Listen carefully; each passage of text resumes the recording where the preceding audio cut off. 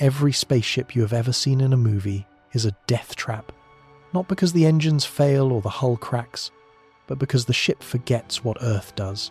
Right now, beneath your feet, a planet is silently filtering your water, generating your oxygen, shielding you from radiation, feeding you through topsoil that took 10,000 years to form, pulling you downward at exactly the right force, and rejecting your waste heat into an atmosphere you never think about.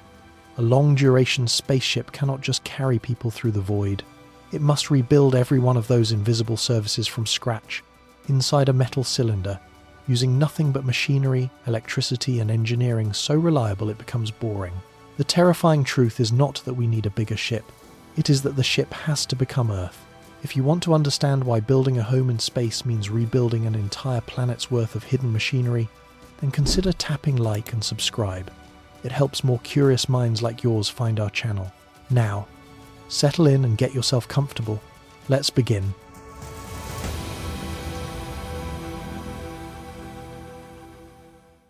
Picture a spaceship. You are imagining a cockpit, a hull, perhaps a row of windows catching starlight, engines at the back, bunks for the crew, supply lockers lining the corridors, some version of a control panel blinking quietly in the dark. Every science fiction film you have ever watched trained you to see the ship this way. A vehicle, a container that moves people from one place to another. You board it, you endure the journey, and you arrive. The design exists to cross distance. Everything inside serves that purpose and nothing more. This image is not wrong for short missions. It worked for the Mercury capsule, which kept a single astronaut alive for hours inside a volume barely larger than a phone booth. It worked for the Gemini program, which squeezed 2 people into a cabin for up to 14 days. It worked for the Apollo missions, which carried 3 men to the moon and back in roughly 8 days using a spacecraft so stripped down that the lunar module walls were thinner than a credit card. Every one of these vehicles was designed around a simple premise. Earth is close, the mission is short, the crew can endure discomfort because the discomfort will end. The ship does not need to provide a life, it only needs to prevent death long enough to reach the destination. Now stretch the timeline. Not 8 days, not 8 months, 8 years, 80 years, 800 years. Suddenly, every assumption collapses. The crew cannot endure. The mission will not end within a human lifetime. Earth is not close. Resupply is not possible. The ship cannot merely prevent death. It must sustain birth, growth, aging, work, rest, boredom, illness, joy, grief, conflict, and the ordinary passing of generations, all inside a sealed metal cylinder hurtling through a vacuum, at temperatures near absolute zero, bombarded by radiation that never stops. This is the moment the familiar image of a spaceship breaks apart, because the object required for this journey is not a vehicle, it is something else entirely, something no human civilization has ever built, something that must do a job so vast and so hidden. The most advanced inhabited spacecraft ever constructed floats roughly 400 kilometers above your head right now. The International Space Station has been continuously occupied since November of 2000, making it the longest unbroken stretch of human habitation off Earth in history. It spans the length of an American football field. It weighs approximately 420 metric tons. Its pressurized volume is roughly equivalent to a 6-bedroom house. More than 15 nations contributed to its construction.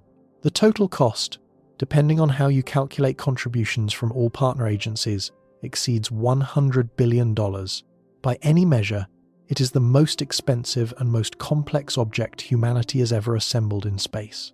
And it cannot feed itself. It cannot generate all its own water. It cannot manufacture its own spare parts. It cannot shield its crew from long-term radiation damage. It cannot provide gravity. It cannot grow enough food to sustain even a single person. It depends on Earth for survival in a way so total that if resupply missions stopped tomorrow, the crew would need to evacuate within weeks. Consider what it takes to keep the station running.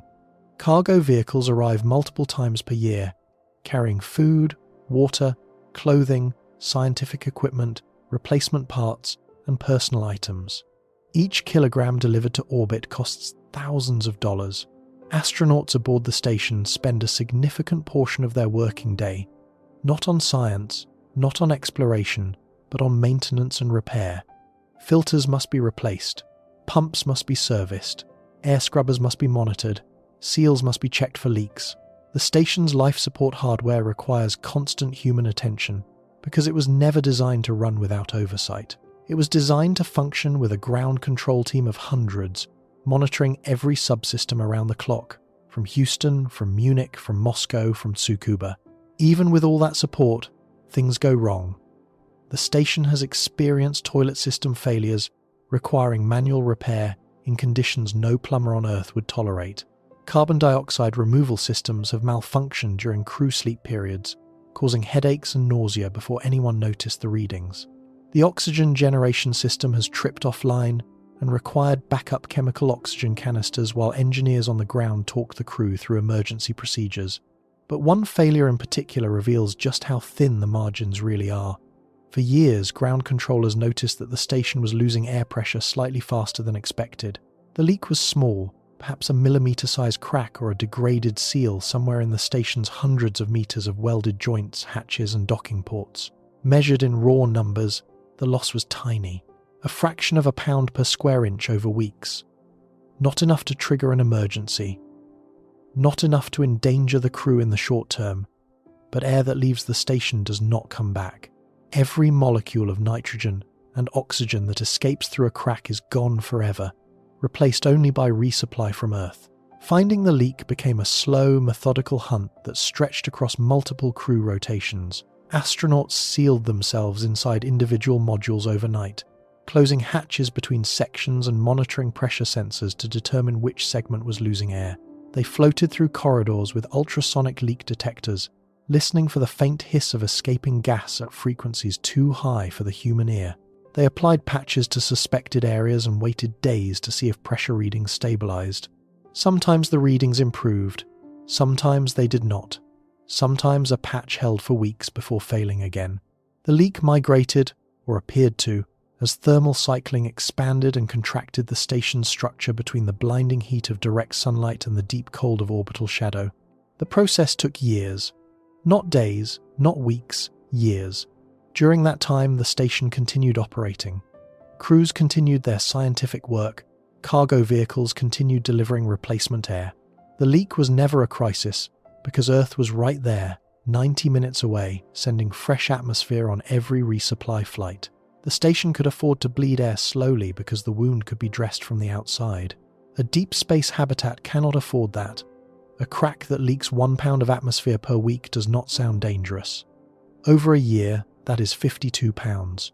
Over a decade, 520.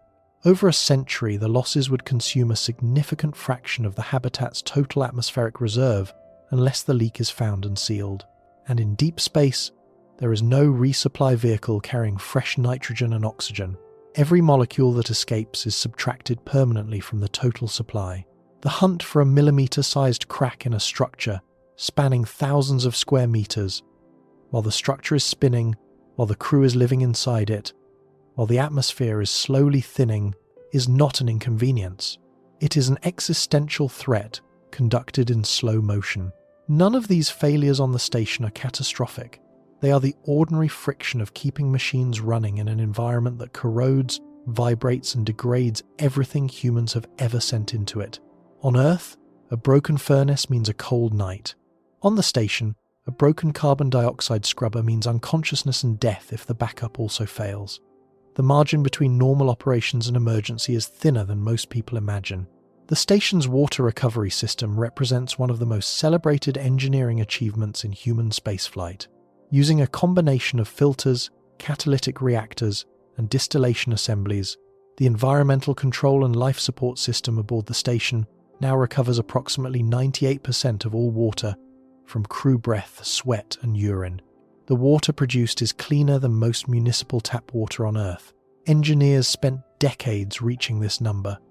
Before the brine processor assembly was added, recovery sat between 93 and 94%. That 5% improvement took years of research, testing, and iteration. 98% sounds nearly perfect. It is not. If you start with 100 kilograms of water and lose 2% per cycle, you lose 2 kilograms. Cycle it again, you lose a little more. Over months and years, those losses compound. The station must be resupplied with water because no recycling system is truly perfect. There is always residue. There is always loss. On Earth, losses do not matter because the water cycle operates on a planetary scale, evaporating oceans, condensing clouds, dropping rain across continents, filtering through billions of tons of rock and soil before emerging as groundwater. The cycle has no edge, no seal, no boundary where leakage matters. The station has all of those boundaries. Every joint, every gasket, every valve is a place where molecules escape and never return. Oxygen tells the same story.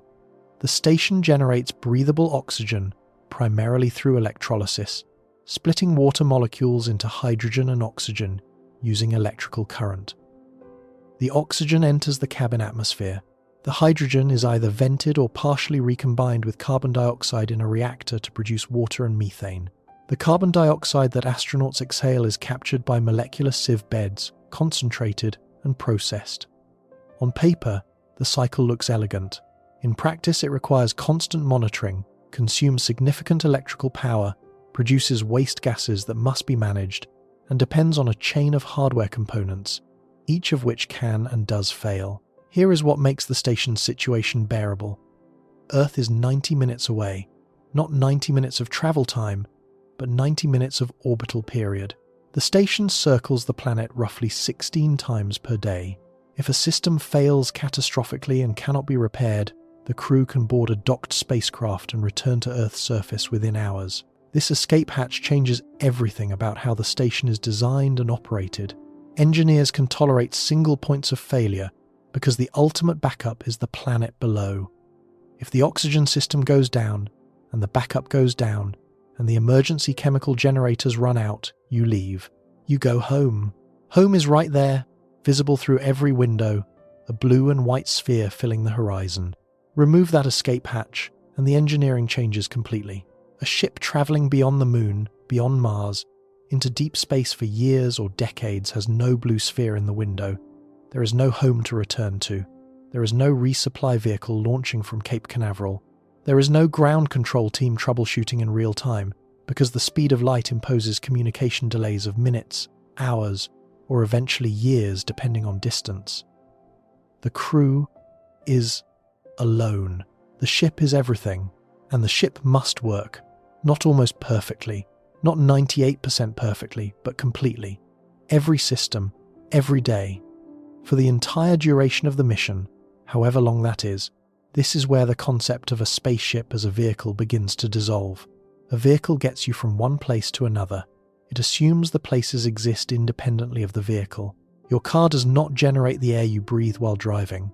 Your airplane does not grow the food you eat during the flight.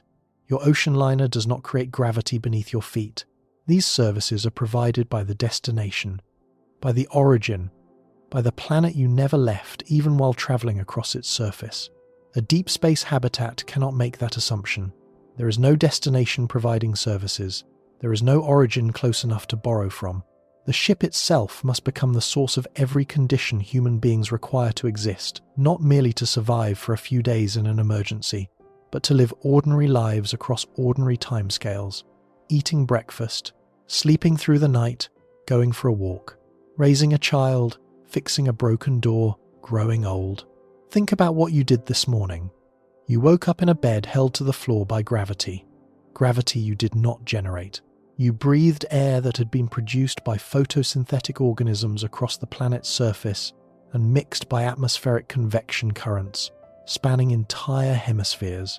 You drank water that had been filtered through geological strata for centuries before entering a municipal treatment system.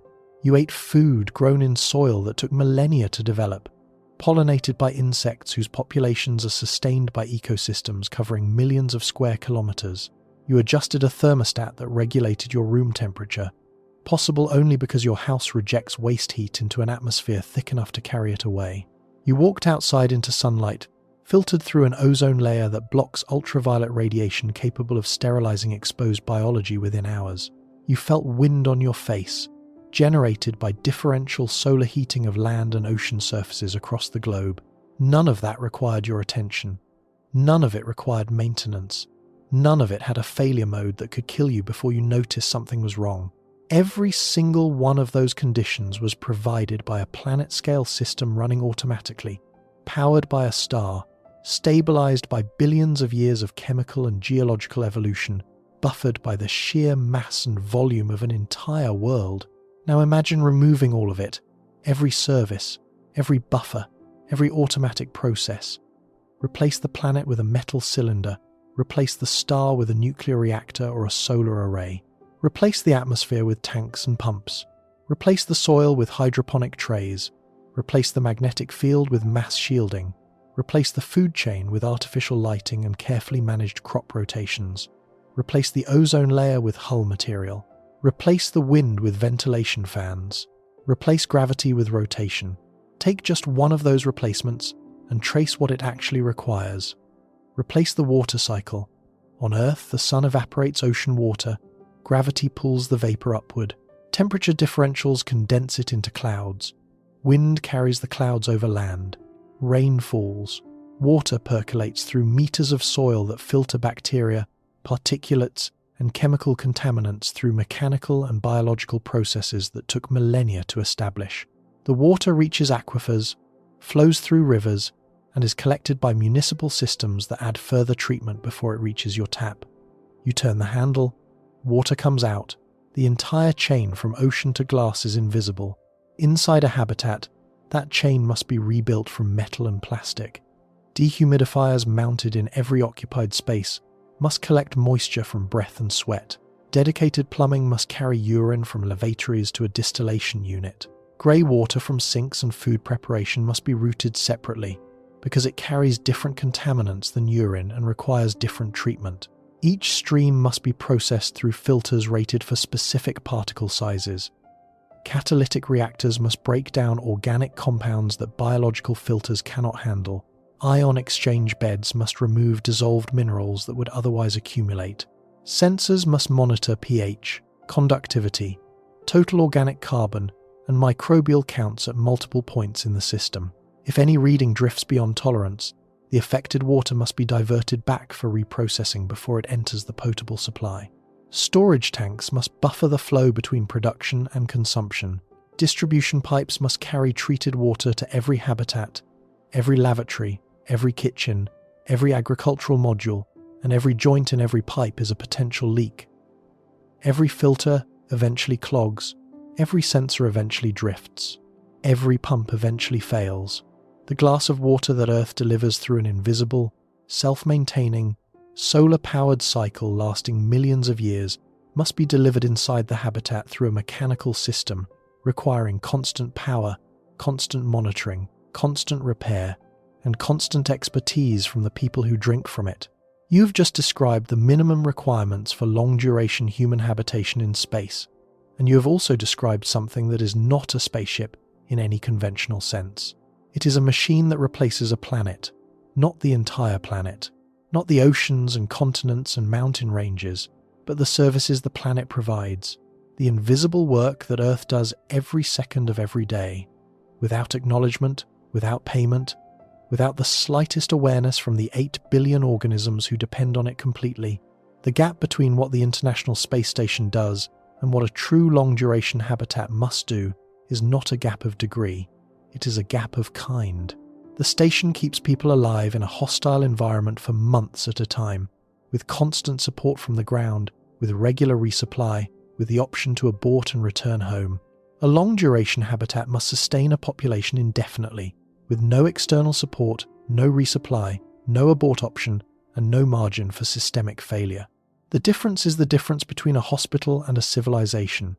A hospital keeps patients alive using machines, drugs, and constant professional attention. Nobody lives in a hospital by choice. Nobody raises children there.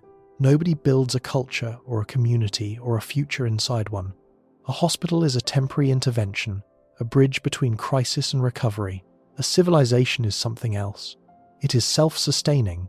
It produces its own food, its own water, its own shelter. It educates its young. It repairs its infrastructure. It adapts to changing conditions.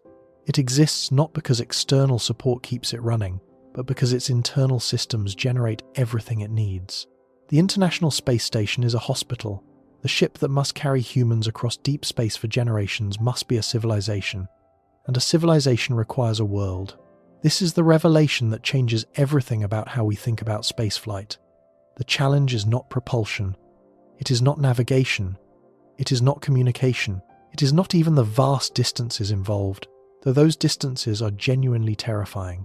The challenge is that human beings evolved on a planet that does enormous amounts of work to keep them alive, and they have never once had to think about that work because it has always been free. Gravity has always been there. Air has always been there. Water has always been there. The temperature has always been survivable. The radiation has always been blocked. The food chain has always functioned. The waste has always been processed. The light has always cycled between day and night. None of these conditions exist in space. Not one. Space is a vacuum. It has no air, no water, no food, no warmth, no shielding, no gravity, no light cycle, and no margin for biological error. Every condition necessary for human life must be generated artificially, maintained mechanically, and sustained indefinitely inside a sealed structure that cannot afford to fail. People hear this and think the answer is better technology. Build a more advanced life support system. Design a more reliable water recycler. Invent a more efficient food production module. These are necessary steps, and engineers are working on every one of them. But they miss the deeper point. The problem is not that individual systems are hard to build. The problem is that on Earth, these systems are linked. They support each other. They buffer each other. They compensate for each other's fluctuations. The atmosphere absorbs excess heat. The oceans regulate temperature. The soil filters water. The biosphere recycles carbon. Gravity holds the atmosphere in place. The magnetic field protects the atmosphere from solar wind. Each system depends on other systems, which depend on still other systems, forming a web of interdependence so complex that no human institution has ever fully mapped it. Inside a sealed habitat, that web must be rebuilt from scratch, and every connection that exists automatically on Earth must be engineered explicitly in the habitat. The air system must talk to the water system. The water system must talk to the agriculture system. The agriculture system must talk to the waste processing system. The waste processing system must talk to the thermal control system. The thermal control system must talk to the power system. The power system must talk to everything. A failure in any one node ripples through the entire network. A clogged filter in the water recycler reduces water available for crop irrigation. Reduced irrigation lowers crop yield. Lower crop yield reduces oxygen output from the plants. Reduced oxygen output increases the load on the electrolysis system. Increased electrolysis demand raises power consumption. Raised power consumption generates more waste heat. More waste heat stresses the thermal radiators. If the radiators are already running near capacity, the habitat begins to warm. Warming accelerates biological processes in the soil beds, increasing microbial oxygen consumption. Oxygen levels drop further. One clogged filter, a cascade that touches every system on the ship. On Earth you would never notice. The planet's buffers are so vast, so redundant, so overbuilt by billions of years of evolution that local disruptions vanish into the noise. The atmosphere, the oceans, the soil, the biosphere, each one absorbs shocks the others produce, dampens fluctuations before they cascade, and recovers from imbalances that would be fatal inside any sealed system. Earth does not merely provide individual services, it provides resilience. It provides the capacity to tolerate failures on a scale that no human-built structure can match and no closed habitat can replicate. A long-duration spaceship must somehow replicate that resilience. Not Earth's scale, not Earth's mass, not Earth's oceans and continents and atmosphere, but Earth's function. The quiet, invisible, relentless work of keeping conditions within the narrow band that human biology requires. Temperature between roughly 0 and 50 degrees Celsius. Oxygen between 19 and 23%. Carbon dioxide below 1%. Water available in liquid form. Food available in digestible form. Radiation exposure below cumulative damage thresholds. Gravity sufficient to maintain bone density, muscle mass, cardiovascular function, and vestibular orientation. Every one of those requirements is a system. Every system is a machine. Every machine needs power, monitoring, maintenance, and repair. Every machine produces waste heat. Every machine eventually fails. The spaceship that must cross deep space is not a vehicle. It is a life support web, so dense, so interconnected, and so critical that it begins to resemble the one thing it is trying to replace.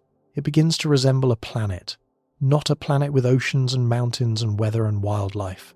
A planet reduced to its essential function. A machine that does the work Earth does, for free. And the next question is the one that keeps engineers awake. What exactly does Earth do for free? What are the hidden services that must be identified, isolated, and rebuilt inside a metal cylinder before a single human being can survive in deep space for longer than a few months? The list is longer than you think. And every item on it is harder than it sounds. Start with the one nobody thinks about: gravity. You have never once in your life felt its absence, and that is precisely why it is the hardest service to appreciate. You were born into it. You learned to crawl against it. Your skeleton formed in response to it. Your cardiovascular system developed under its constant load. Your inner ear calibrated itself to its direction. Every cell in your body assumes gravity is present the way a fish assumes water is present. Take it away, and the organism does not simply float. It begins to come apart. Astronauts who spend 6 months aboard the International Space Station lose measurable bone density. Calcium drains from the skeleton at roughly 1% per month, concentrating in the bloodstream and kidneys where it increases the risk of kidney stones. Muscles that normally fight gravity every waking second begin to atrophy. The heart, which evolved to pump blood upward against gravitational pull, shrinks slightly because the workload decreases. Fluid no longer pools in the legs. Instead, it shifts upward toward the chest and head, causing facial puffiness, elevated intracranial pressure, and vision changes that some astronauts never fully recover from. The vestibular system, which relies on tiny calcium crystals settling under gravity to sense orientation, loses its reference frame. Astronauts experience disorientation, nausea, and spatial confusion for days or weeks upon arriving in orbit. Even after adaptation, the sense of up and down never fully returns until they land. Exercise helps, but does not solve the problem. Station crew members work out for roughly 2 hours every day, using specially designed resistance machines and treadmills fitted with harness systems that pull the body downward against the running surface. This regimen slows bone and muscle loss, but does not eliminate it. After 6 months, returning astronauts require rehabilitation.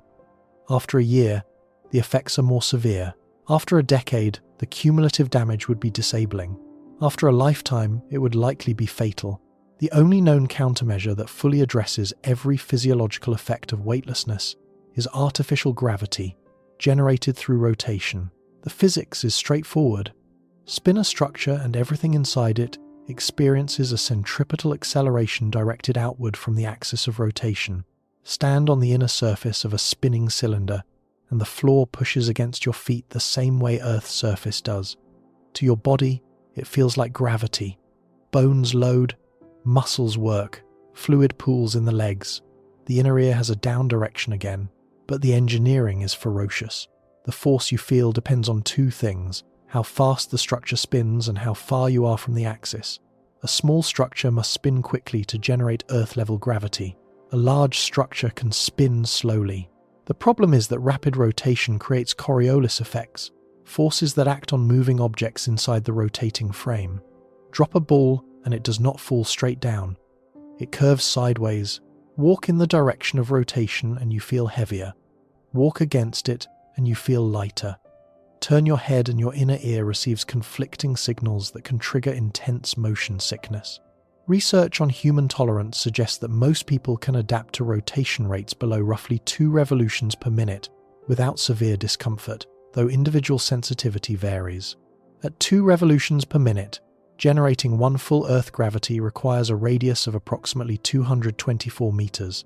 That means the habitable floor must sit over 200 meters from the central axis. The total diameter of the rotating structure exceeds 440 meters. For context, that is taller than the Empire State Building laid on its side, and that is the minimum. At 1 revolution per minute, where Coriolis effects become nearly imperceptible, the required radius exceeds 890 meters. The structure approaches 2 kilometers across. The original O'Neill cylinder concept proposed counter-rotating cylinders 8 kilometers in diameter and 32 kilometers long. These dimensions are not arbitrary. They are the consequence of one simple requirement. Human beings need to feel normal standing on the floor. A ship that must travel for decades cannot tolerate a crew gradually crippled by weightlessness. It must spin, and if it spins, it must be enormous. Gravity is free on Earth. In space, it costs diameter. The second invisible service is the air itself. You are breathing it now without effort, without thought, without any awareness of the staggering system that put it there. Earth's atmosphere contains roughly 5.15 times 10 to the 18th kilograms of gas, 78% nitrogen, 21% oxygen. The remaining 1% is argon, carbon dioxide, water vapor, and trace gases. This mixture did not arrive by accident. It was produced over billions of years by volcanic outgassing, photosynthetic organisms, and chemical weathering of rock. The oxygen you inhale was generated by cyanobacteria, algae, and plants absorbing carbon dioxide and releasing oxygen as a metabolic byproduct. The process runs on sunlight. It operates across every ocean surface, every forest, every grassland, every wetland on the planet. The total photosynthetic output of Earth produces roughly 300 billion metric tons of oxygen per year. You consume less than 1 kilogram per day. Inside a sealed habitat, there are no forests, no oceans, no grasslands. Every molecule of oxygen must be manufactured. The International Space Station generates oxygen primarily through electrolysis, passing electrical current through water to split it into hydrogen and oxygen. The oxygen enters the cabin. The carbon dioxide that crew members exhale is captured by chemical sorbent beds, then either vented, stored, or partially processed in a reactor that combines it with hydrogen to recover some water. The system works. It has worked for over 2 decades. It also consumes significant electrical power, requires frequent maintenance, and depends on water as a feedstock, which means the oxygen system is coupled to the water system. If water runs short, oxygen production drops. For a long-duration habitat, electrolysis alone is not enough. The power demands would be enormous for a large population. The alternative is bioregenerative life support, using living plants and microorganisms to perform the gas exchange that Earth's biosphere does naturally. Plants absorb carbon dioxide and release oxygen during photosynthesis. Microorganisms break down organic waste, recycling nutrients back into forms plants can use. The European Space Agency has been developing a closed-loop bioregenerative system called MELISA for over 3 decades. The system uses interconnected compartments, one for waste degradation by bacteria, one for nutrient recovery, one for algae-based carbon dioxide fixation, and one for higher plant cultivation. It is the most advanced attempt to replicate Earth's atmospheric cycling in a closed environment. After more than 30 years of research, it remains a work in progress. A full-scale, fully closed version has never been operated with humans inside it. The atmosphere inside a habitat is not a gas filling a room. It is a manufactured product requiring constant input, constant processing, and constant monitoring. If carbon dioxide rises above 1%, cognitive function degrades. Above 3 to 5%, headaches, dizziness, and impaired judgment set in. Above 7 to 10%, unconsciousness and death follow. If oxygen drops below 16%, impairment begins. Below 6%, loss of consciousness is nearly instant. The band of survivable atmosphere is narrow, and the habitat must hold it there continuously. Earth holds it there across an entire planet through sheer scale.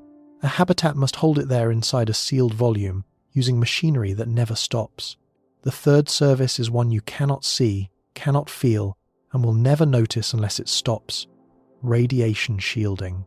Right now, every second, your body is bombarded by high-energy particles originating from exploding stars across the galaxy and from eruptions on the surface of the Sun. Earth protects you with a double barrier. The magnetosphere, generated by convection currents in the planet's molten iron core, deflects the majority of charged particles before they ever reach the atmosphere. The atmosphere itself, 10,000 kilometers thick when you include the exosphere, absorbs and scatters most of what gets through. By the time cosmic radiation reaches the surface, the dose rate is negligible. You receive more radiation from the potassium in a banana than from a typical day's exposure to galactic cosmic rays at sea level. In deep space, both barriers vanish. There is no magnetic field, there is no atmosphere. Galactic cosmic rays, composed primarily of protons and heavier atomic nuclei, accelerated to near light speed, pass through conventional spacecraft hulls as if the metal were not there. These particles damage DNA. They break molecular bonds in tissue. They increase cumulative cancer risk, degrade the central nervous system, and may cause cardiovascular damage over years of exposure.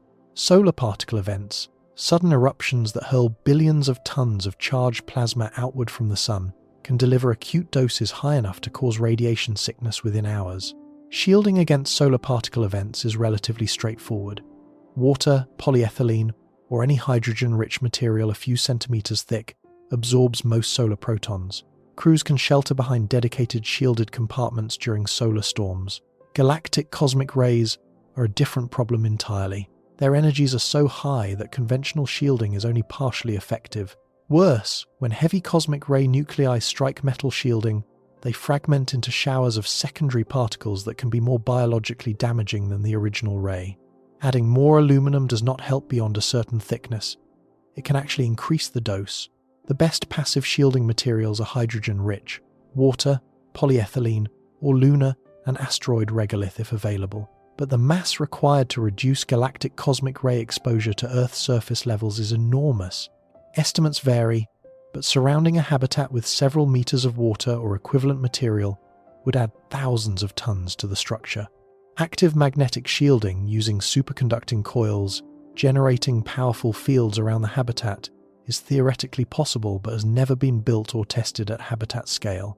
The engineering challenges include maintaining superconducting temperatures, managing the enormous magnetic forces on the coils themselves, and ensuring the fields do not interfere with onboard electronics or biological processes. Earth's shielding is effortless. It requires no power, no maintenance, no mass budget. The planet's core generates the magnetic field as a byproduct of its own thermal convection. The atmosphere accumulated over geological time. Neither system can be replicated inside a spacecraft without extraordinary engineering and extraordinary mass. The fourth service is thermal regulation, and it is the one that most consistently surprises people when they learn how it works. You live at the bottom of an atmosphere that acts as a massive thermal buffer. Air absorbs heat during the day and releases it at night. Oceans store solar energy across seasons and redistribute it through currents spanning entire ocean basins. Weather systems move heat from the equator toward the poles. The net effect is a planetary surface temperature that stays within a narrow band despite enormous variations in solar input across latitude and season. In space, none of this exists. The vacuum outside a habitat is not hot or cold, it is nothing. It has no temperature in the way a gas or liquid does, because there are almost no particles to carry thermal energy. What the vacuum does is refuse to conduct or convect heat. On Earth, you cool yourself by sweating. The moisture evaporates into the air, and the air carries the heat away. You cool your house by opening a window or running an air conditioner that dumps waste heat into the atmosphere outside. In every case, the mechanism depends on having a substance, air or water, that accepts the heat and moves it elsewhere. Space offers no such substance. The only mechanism for rejecting waste heat from a habitat is thermal radiation, the emission of infrared photons from a hot surface into the void. This matters because every process inside the habitat generates heat. Every human body radiates roughly 80 to 100 watts at rest, more during physical activity. 100 people generate 8 to 10 kilowatts of thermal energy just by existing. Lighting generates heat. Computers generate heat. Life support machinery generates heat. Cooking generates heat. Agriculture under artificial lighting generates enormous amounts of heat. The LED arrays needed to illuminate thousands of square meters of crop growth produce waste heat that rivals the output of a small industrial facility. Every watt of electrical power consumed inside the habitat, regardless of what it powers, eventually becomes thermal energy that must be removed. There is no exception. The first law of thermodynamics guarantees it. The International Space Station manages this problem with an ammonia loop thermal control system. Liquid ammonia circulates through pipes that collect heat from inside the station, carry it to the exterior, and pass it through massive radiator panels that emit it as infrared radiation into space. The station's radiator arrays span roughly 260 square meters. They are the large white panels visible in every photograph of the station, extending outward from the main truss like wings. Without them, the station's internal temperature would rise by approximately 1 degree Celsius per minute. Within an hour, it would become uninhabitable. Within a day, electronics would begin failing. The radiators are not accessories. They are as critical as the oxygen generators. For a habitat housing hundreds of people with full agricultural and industrial operations running, the radiator arrays would need to span thousands of square meters. Picture that. Enormous glowing panels stretching outward from the habitat's hull, silently dumping infrared radiation into the void, visible to any telescope as faint warmth against the cold background of space. They must be pointed away from the sun to avoid absorbing solar energy. They must be protected from micrometeorite damage. They must operate at temperatures high enough to radiate efficiently, but low enough to avoid material degradation. And they must function continuously, because if heat rejection stops and internal heat generation continues, the habitat's temperature will rise until systems begin failing and biology begins dying. A sealed habitat with no radiators is an oven. The walls do not let the heat out. The vacuum does not carry it away. The only exit for thermal energy is through those panels, and if the exit closes, the temperature has nowhere to go but up. On Earth, you open a window. The air carries your waste heat away. The planet handles the rest. Inside a habitat, every degree of temperature control is an engineering problem with a mechanical solution that can break. The fifth service is water. Earth recycles water on a scale so vast it defies comprehension. The sun evaporates roughly 500,000 cubic kilometers of water from the ocean surface every year. That vapor rises, condenses into clouds, falls as precipitation across continents, percolates through soil, filters through rock, collects in aquifers, flows through rivers, and returns to the ocean. The cycle has been running for over 4 billion years. It is powered entirely by solar energy and gravity. It cleans the water as it moves. Evaporation strips out contaminants. Filtration through geological strata removes biological and chemical impurities. By the time water emerges from a spring, it has been processed by a system no human engineer designed and no human budget funded. A habitat must replicate the functional output of this cycle mechanically. Humidity from crew breath and sweat must be collected by dehumidifiers. Urine must be distilled and processed. Wastewater from hygiene and food preparation must be filtered, treated with catalytic reactors, and returned to the potable supply. The International Space Station's 98% recovery rate is a remarkable engineering achievement. It is also a number that reveals the problem. 2% loss per cycle. Over months, the loss is manageable. Over years, it accumulates. Over decades, it becomes critical. A generation ship operating for a century with 98% water recovery per cycle would need either an enormous initial water reserve or the ability to extract water from external sources encountered along the way, which for interstellar travel means no sources at all. Perfect recycling does not exist. Every filter has a residue that cannot be recovered. Every chemical reaction has byproducts that must be stored or disposed of. Every biological process consumes water in ways that are not fully reversible. The habitat must either accept gradual water loss and carry enough surplus to cover it, or achieve recycling efficiencies that no closed system on Earth has ever demonstrated. The sixth service, and perhaps the most deceptively complex, is food. On Earth, agriculture depends on an interconnected system of soil microbiology, pollination ecology, weather patterns, genetic diversity, pest control, water availability, and nutrient cycling that spans entire continents. A single hectare of productive farmland contains billions of microorganisms processing organic matter into plant-available nutrients.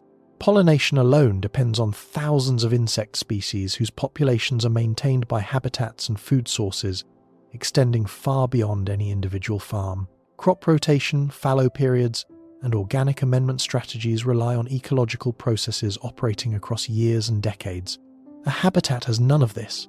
Food must be grown in sealed chambers under artificial lighting, using hydroponic or aeroponic systems that deliver nutrients directly to plant roots in water solution. Every nutrient must be supplied from a finite onboard reserve or recovered from waste streams. Every pest must be controlled without the ecological checks that suppress pest populations in open environments. Every crop failure must be absorbed without the ability to import food from a neighbouring region. The nutritional requirements alone are staggering. A single person requires not merely calories, but a precise balance of macronutrients and micronutrients, sustained indefinitely. Proteins with all essential amino acids, fats including omega-3 fatty acids critical for neural function, carbohydrates for energy, calcium, iron, zinc, iodine, selenium, and a dozen other minerals, vitamins A, B complex, C, D, E, and K, each sourced from different foods. A diet of wheat and potatoes would provide calories but would eventually produce deficiency diseases as surely as the scurvy that killed sailors on long ocean voyages. The habitat's agricultural system must grow not one or two staple crops, but a diverse portfolio of foods capable of sustaining complete human nutrition across an entire lifespan. Space agriculture researchers have identified candidate crops based on caloric density, growth speed, nutritional profile, and compatibility with hydroponic cultivation. Wheat provides carbohydrates and some protein. Soybeans provide protein, fat, and essential amino acids. Potatoes and sweet potatoes provide dense calories and vitamin C. Peanuts provide fat and protein. Rice provides carbohydrates.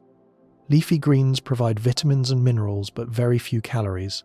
Each crop has different light requirements, different growth cycles, different nutrient demands, and different susceptibility to disease. Managing them together inside a sealed environment requires the precision of a laboratory and the output of a farm, simultaneously, without interruption, for the entire duration of the mission. The energy cost of replacing sunlight is itself a formidable problem.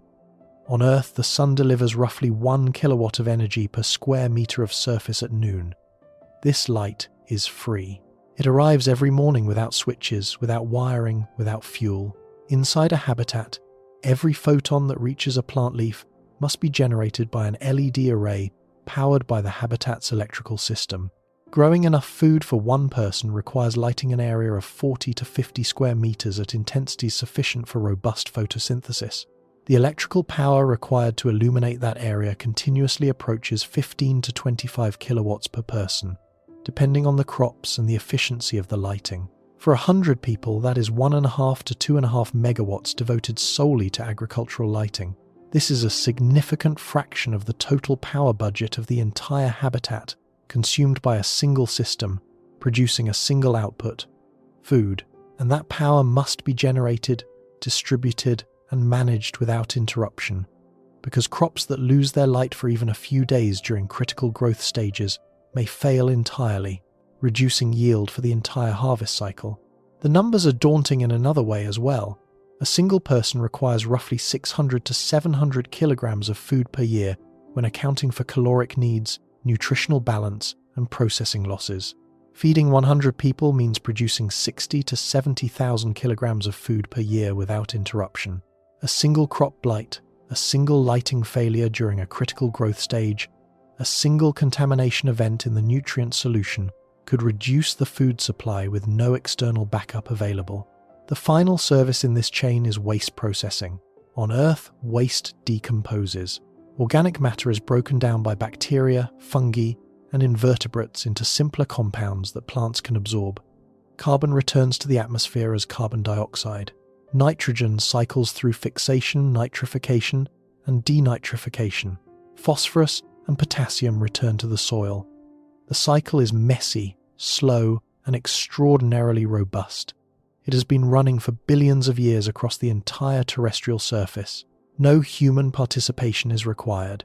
A habitat must close this loop mechanically and biologically. Human waste must be processed into forms usable by the agricultural system. Inedible plant biomass must be composted or chemically broken down and returned to the nutrient solution. Carbon dioxide exhaled by the crew must be captured and fed to plants or processed by reactors. Nothing can be discarded. Nothing can accumulate without being recycled. The habitat is a closed metabolism, and like any metabolism, it must balance its inputs and outputs precisely, or it will poison itself with its own waste products. Here is what makes all of this terrifying. These services are not independent. Every single one depends on every other. The agricultural system needs water, light, carbon dioxide, nutrients, stable temperature, and gravity to hold roots in substrate and water in containers. The water system needs energy to run pumps and filters, which generates heat, which requires thermal radiators. The atmosphere system needs plants, which need agriculture, which needs water. The waste system feeds the agriculture system, which feeds the atmosphere system, which sustains the crew, whose waste feeds the waste system. Gravity requires rotation, which requires structural engineering, which constrains the geometry of the radiators, which constrains the thermal system, which constrains the power budget, which constrains how much lighting the agricultural system can use. Pull one thread, and the entire web trembles. You saw what a single clogged filter could do. Now run a completely different thread, and watch the same web shudder from a direction nobody expected. A section of the thermal radiator array is struck by a micrometeorite. The damaged panel loses coolant and stops radiating. Heat that was being rejected through that panel must now be handled by the remaining panels, which were already operating near capacity. The habitat's internal temperature begins to rise. Warmer air holds more moisture, increasing humidity in the growth chambers. Higher humidity promotes fungal growth on crop surfaces. Fungal infection reduces the photosynthetic area of the leaves, which reduces oxygen output and food yield simultaneously. The agricultural team increases ventilation to reduce humidity, which draws more power from the electrical system, which generates more heat, which the already damaged radiator array cannot reject. Meanwhile, the rising temperature accelerates microbial activity in the composting systems, which increases oxygen consumption from decomposition. Oxygen levels begin to drop. Carbon dioxide levels begin to rise. The crew begins to feel sluggish and short of breath. The atmospheric processes ramp up, drawing more power, producing more heat. One punctured radiator panel, and the spiral touches every system on the ship. On Earth, these feedback loops exist, but are dampened by planetary-scale buffers. A drought in one region does not collapse the global food supply, because food grows on 6 continents. A volcanic eruption that dims sunlight does not crash oxygen levels because the atmosphere contains over 1 billion kilograms of oxygen, and the deficit from reduced photosynthesis is undetectable against that reservoir. A forest fire does not overheat the planet because the thermal mass of the oceans absorbs the excess energy without measurable temperature change. A habitat has no buffers. Every reservoir is finite. Every margin is thin. Every fluctuation propagates through the system at the speed of the machinery that connects the loops. The hidden services are not a list. They are a web, and the web must be rebuilt in its entirety inside a metal cylinder, connected, balanced, monitored, and maintained by the same people whose lives depend on it functioning perfectly. The question that follows is the one that should genuinely frighten anyone who has ever looked at the stars and imagined living among them. What happens when the web fails?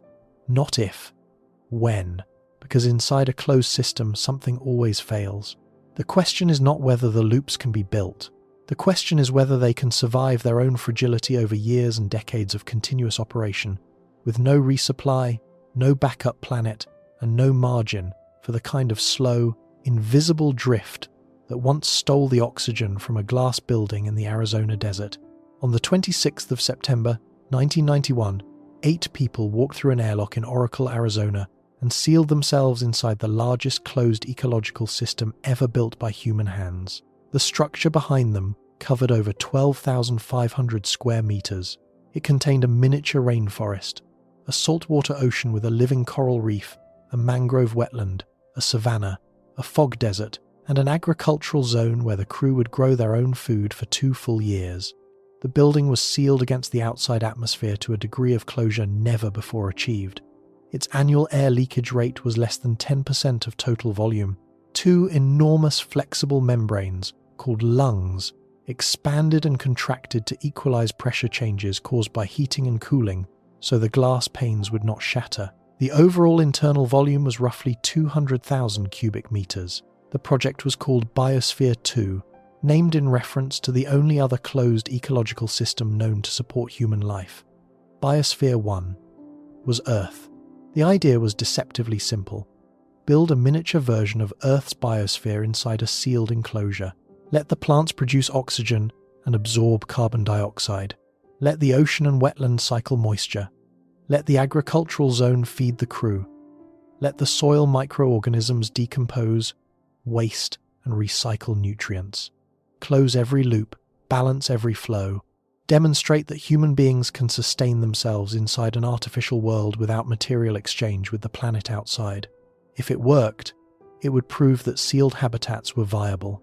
It would be the first step toward building self-sustaining environments on the Moon, on Mars, or aboard ships crossing the void between stars. It did not work. Within the first 16 months, oxygen levels inside Biosphere 2 dropped from the normal 20.9% to approximately 14.4%. That concentration is equivalent to the air at roughly 4,000 meters of altitude. The crew experienced chronic fatigue, difficulty concentrating, impaired judgment, and disrupted sleep. They could feel themselves becoming stupider, slower, weaker, and they could not stop it because the air itself was betraying them. By January of 1993, the project team made the decision to pump liquid oxygen into the facility from outside, breaking the closure that was the entire point of the experiment. The oxygen did not leak out through the glass. It did not escape through the airlock. It was consumed. The soil inside Biosphere 2 had been enriched with large quantities of organic matter before the mission began to ensure robust plant growth. This organic-rich soil became a feeding ground for aerobic microorganisms, bacteria and fungi that metabolize organic carbon and consume oxygen in the process, exactly the way composting works in a garden. On Earth, this microbial oxygen consumption is invisible because the planetary atmosphere contains over 1.2 billion kilograms of oxygen. Soil microbes in your backyard consume oxygen continuously, and the global atmosphere does not notice. Inside Biosphere 2, the atmosphere weighed roughly 250 metric tons. The microbes noticed. They ate through the oxygen supply faster than the plants could replace it. But the truly unnerving discovery was what happened to the carbon dioxide. If microbes were consuming oxygen and releasing carbon dioxide levels should have risen proportionally. They did rise, but not nearly as much as the oxygen decline predicted. The numbers did not balance.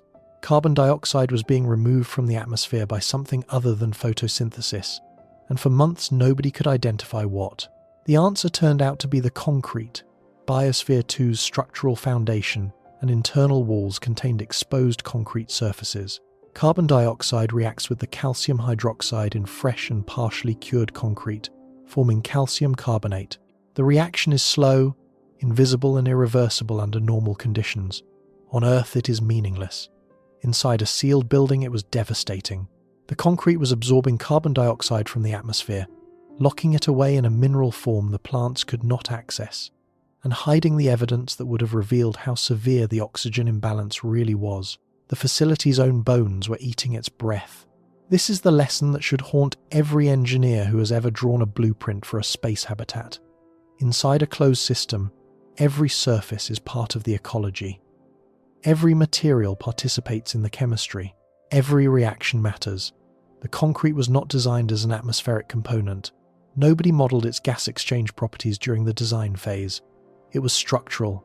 It held the building up.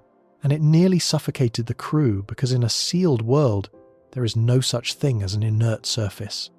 Everything interacts with everything.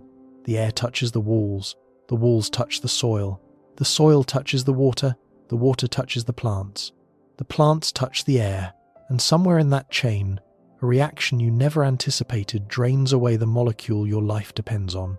The concrete problem was dramatic. It made headlines. But the deeper and more unsettling reality is that concrete is not unique.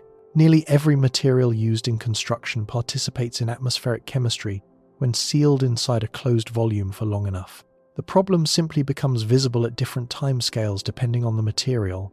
Plastics, rubber seals, adhesives, cable insulation, foam padding, paint coatings, and synthetic fabrics all release volatile organic compounds for months or years after manufacture. The process is called off-gassing, and it happens in every building on Earth. In your home, newly installed carpet releases trace amounts of formaldehyde and other chemicals. Fresh paint emits solvent vapors. New electronics release plasticizer compounds from their casings. You do not notice because your house is not sealed. Air circulates through open windows. Ventilation systems bring in fresh outdoor air that dilutes the trace gases below detectable levels. The atmosphere of the entire planet stands behind your living room, ready to absorb whatever your furniture emits. Inside a sealed habitat, there is no fresh outdoor air. There is no dilution from an infinite atmospheric reservoir. Every volatile compound released by every surface accumulates in the cabin atmosphere unless the air processing system specifically scrubs it out. Some of these compounds are merely unpleasant.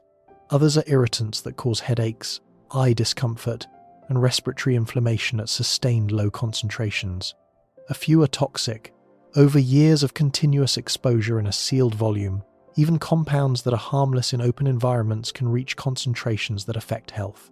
The atmospheric processing system must either remove them continuously through activated carbon filters and catalytic oxidizers, which consume power and require regular replacement, or the habitat must be constructed entirely from materials that do not off-gas, which dramatically constrains material selection and increases cost and mass. The water system faces its own version of this problem. Bacteria colonize the interior surfaces of pipes, filters, storage tanks, and heat exchangers, forming biofilms. These are thin, slimy layers of microbial growth that adhere to surfaces and resist standard disinfection. On Earth, municipal water systems manage biofilms through continuous chlorination, periodic flushing with high-velocity water, and routine replacement of filter media. The water supply is effectively infinite. Contaminated sections can be isolated and cleaned while the rest of the system continues operating. Inside a habitat, the water system is a closed loop. The same water circulates through the same pipes indefinitely. Biofilms that establish themselves in the plumbing have no natural enemies. They grow slowly, steadily, tenaciously. They harbor bacteria that may include opportunistic pathogens capable of causing respiratory or gastrointestinal illness in a crew already stressed by confinement and elevated radiation exposure. They clog filters, reducing flow rates and increasing the maintenance burden on a crew that already spends hours each day repairing other systems. Removing a biofilm often requires dismantling the affected plumbing section, mechanically scrubbing the interior surfaces, sterilizing the components, and reassembling the system. In a habitat where every pipe joint is a potential leak and every hour of crew time is a scarce resource, a persistent biofilm in the water system is not a minor nuisance. It is an ongoing war fought inside the walls of the ship, invisible to anyone who does not open the access panels and look. Corrosion creates a third category of material interaction that operates on the slowest and most insidious timescale of all. Metal surfaces in contact with recycled water and humid atmosphere corrode. The process is gradual, measured in microns per year, but in a closed loop it is cumulative and irreversible. Copper pipes release copper ions into the water, zinc coatings dissolve, iron surfaces oxidize and shed particles. Aluminum fittings react with trace chlorides in the recycled water supply. In small quantities, some of these metal ions are essential nutrients for both humans and plants. In the concentrations that accumulate over decades of continuous recycling with no external flushing, they become toxic. Copper above a few milligrams per litre damages plant root systems and disrupts the microbial cultures used in waste processing. Zinc and iron compete with essential nutrients for uptake by crops, reducing yield. Lead, if present in any solder joint or legacy component, accumulates in human tissue and causes neurological damage at concentrations measured in parts per billion. On Earth, these trace metals disperse into rivers and oceans, where dilution reduces them below harmful thresholds. Inside a habitat, they have nowhere to go. Every ion released by corrosion stays in the loop. The water treatment system must either remove them continuously through ion exchange resins or reverse osmosis membranes, which add complexity, power demand, and consumable materials to the system, or the entire habitat must be constructed from corrosion-resistant materials throughout every pipe, every fitting, every valve, every tank, every heat exchanger. This adds mass, cost, and design constraints that cascade through every other engineering decision on the ship. The concrete in Biosphere 2 was the dramatic example. Off-gassing, biofilm and corrosion are the quiet ones. They do not trigger alarms. They do not cause sudden crises. They operate below the threshold of daily awareness, accumulating over months and years, slowly degrading the quality of the air and water and growing surfaces on which the entire closed ecology depends. By the time their effects become visible, in reduced crop yields, in increasing filter replacement rates, in a subtle shift in the taste of the water, in a crew member who develops an unexplained skin rash, the contamination may have been building for years. Reversing it may require dismantling and rebuilding sections of the habitat's infrastructure, while the population continues living inside it. The drift is real. It is inevitable. And it is the defining challenge of closed-loop engineering over timescales measured in decades rather than months. Biosphere 2 failed for other reasons as well. Crop productivity dropped below expectations, partly because the glass structure reduced incoming sunlight compared to open-air conditions. The crew experienced persistent hunger. They lost weight. Interpersonal conflicts intensified under the stress of caloric restriction and declining cognitive function. Pollinators died. Cockroaches and an invasive ant species called the crazy ant proliferated explosively, colonizing every biome and outcompeting native insects. The coral reef struggled. Several originally introduced vertebrate species went extinct within the enclosure. The carefully designed ecosystems did not stabilize. They unraveled. But the oxygen crisis remains the most important lesson because it demonstrates a principle that applies to every sealed habitat humans will ever build. The principle is this: closed systems amplify errors. On an open planet, small imbalances correct themselves or disperse into reservoirs so large the effect vanishes. Inside a sealed volume, small imbalances accumulate. A 1% error in oxygen production versus consumption is invisible on Earth. Inside a habitat, it is a slow countdown. A trace reaction between atmospheric gas and structural material is meaningless on Earth. Inside a habitat, it is an unplanned drain on a resource you cannot afford to lose. The mathematics of accumulation are merciless. Imagine a water recycling system that recovers 99.9% of all water per cycle. That sounds nearly perfect, but every cycle, 0.1% is lost. After 100 cycles, roughly 3 months of daily processing, 10% of the original water supply is gone. After 1,000 cycles, about 3 years, over 60% is gone.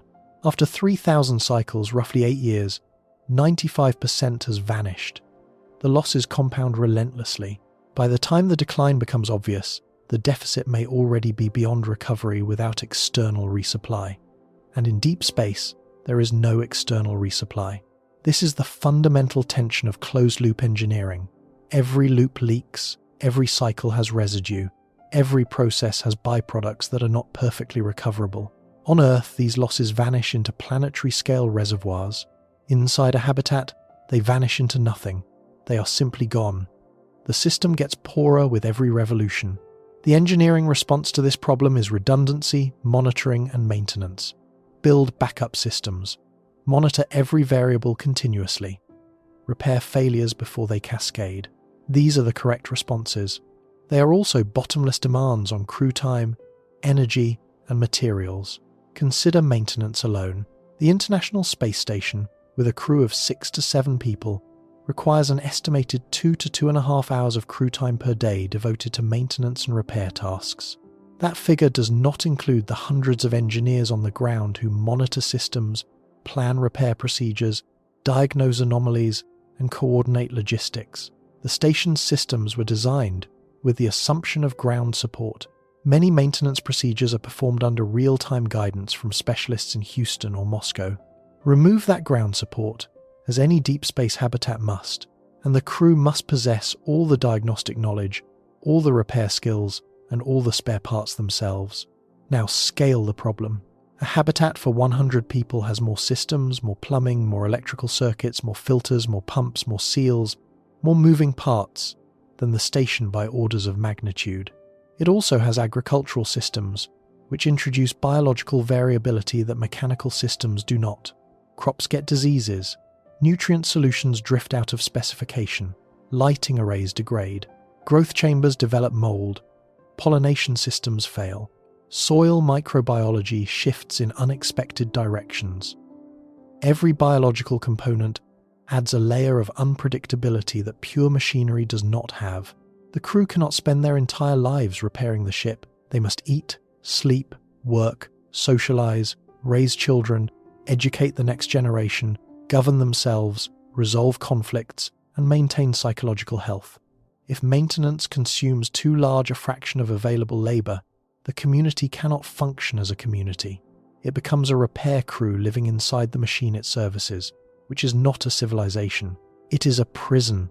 This means the habitat must be designed not merely to function, but to be maintainable by a small, non-specialist population using tools and materials available on board.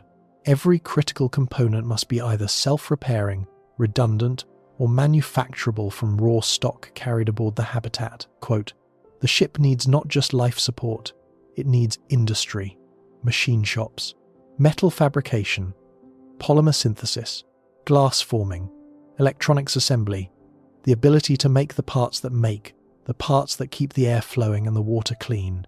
This requirement is more radical than it sounds, because it inverts nearly every trend in modern engineering.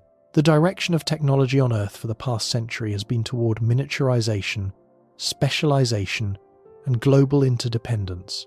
A single microchip inside a modern water pump may contain transistors etched at scales measured in nanometers, fabricated in a clean room in Taiwan, using chemicals sourced from Germany, machines designed in the Netherlands, and raw silicon refined in Japan. No single factory on Earth can produce that chip from raw materials. No single country can. The chip exists because a global supply chain of extraordinary complexity delivers each component to the right place at the right time with the right quality.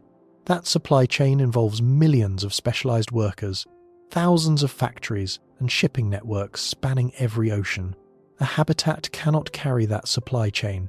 It weighs too much. It requires too many people. It depends on too many unique facilities.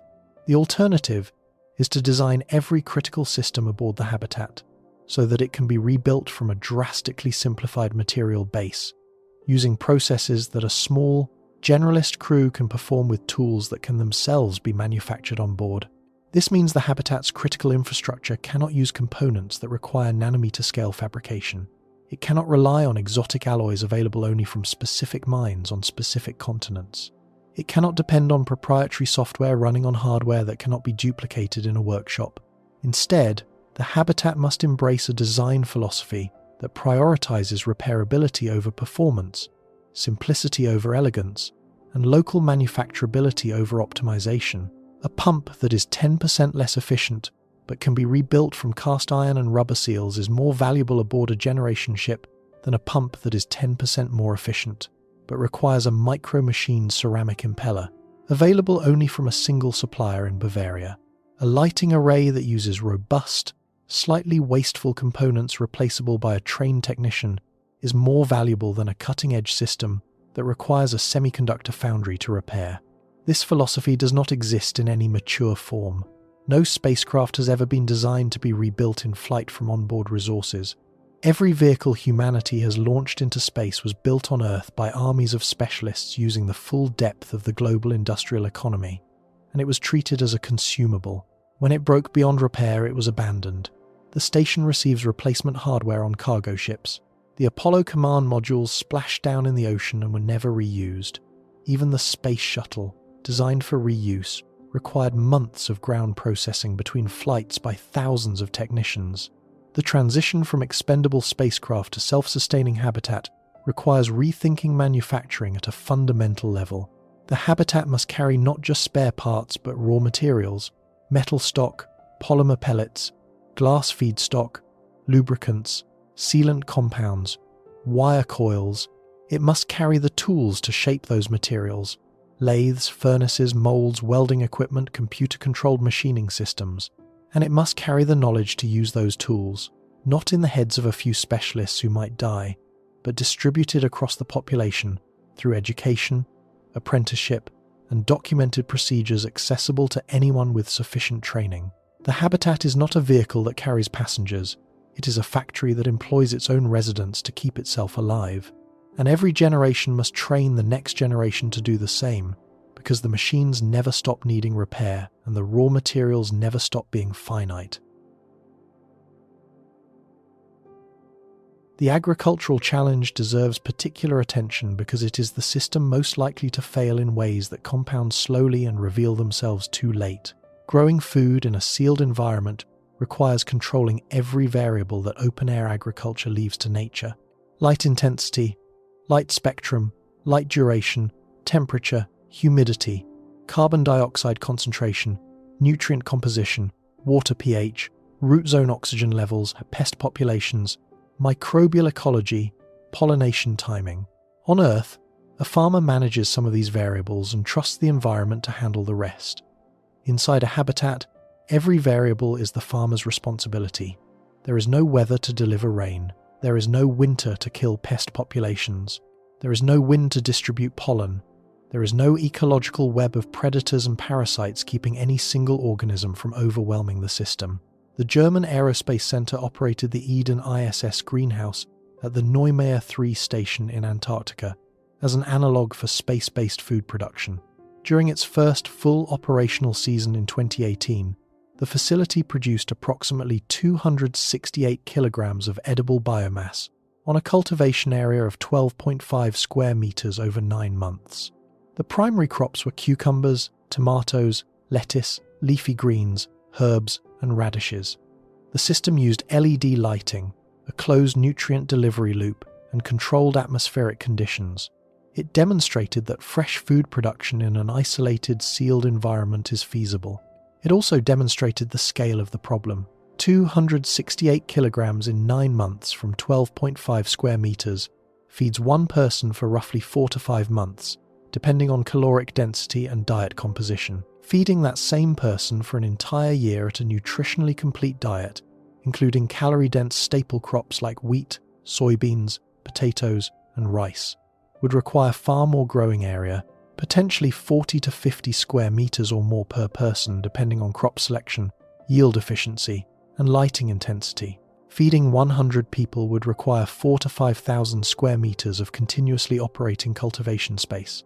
That is half a hectare of active farmland sealed inside a rotating spacecraft, illuminated by artificial light, supplied with precisely calibrated nutrient solutions, harvested on staggered schedules to maintain continuous production, and protected against every failure mode that could reduce yield. A single crop disease in this system would not be a local setback. It would be a threat to the food supply of the entire population. On Earth, wheat rust in Kansas does not affect rice paddies in Vietnam. Inside a habitat, a pathogen introduced into the wheat compartment could potentially spread to adjacent growth chambers through shared air handling or water systems. Containment protocols must be absolute. Genetic diversity in crop varieties must be maintained to prevent monoculture vulnerability. Seed banks must be carried and carefully managed across generations. The agricultural system must be treated not as a garden, but as critical infrastructure on par with the atmospheric processors and the water recyclers. Waste processing closes the final link in the chain, and it is the link that most people find least comfortable to contemplate. In a sealed habitat, nothing leaves. Every molecule of waste produced by human metabolism, by agriculture, by industrial processes, by equipment degradation, must be accounted for and reintegrated into the material cycle. There is no landfill. There is no ocean to dilute contaminants. There is no atmosphere to disperse exhaust gases. The habitat is a stomach that must digest everything it produces, without exception, forever. Human metabolic waste contains water, nitrogen compounds, phosphorus, potassium, and organic carbon. All of these are valuable resources inside a closed system. Urine can be processed to recover water and extract nitrogen and phosphorus for use as agricultural nutrients. Fecal matter can be composted or processed through anaerobic digestion to produce biogas and nutrient-rich residue. The concept is straightforward. The execution is extraordinarily difficult at the required level of completeness. Every processing stage has inefficiencies. Every stage produces trace contaminants that must be either neutralized, sequestered, or tolerated. Over decades, Trace contaminants from thousands of processing cycles accumulate in the system unless they are actively removed. Heavy metals concentrate. Persistent organic compounds build up.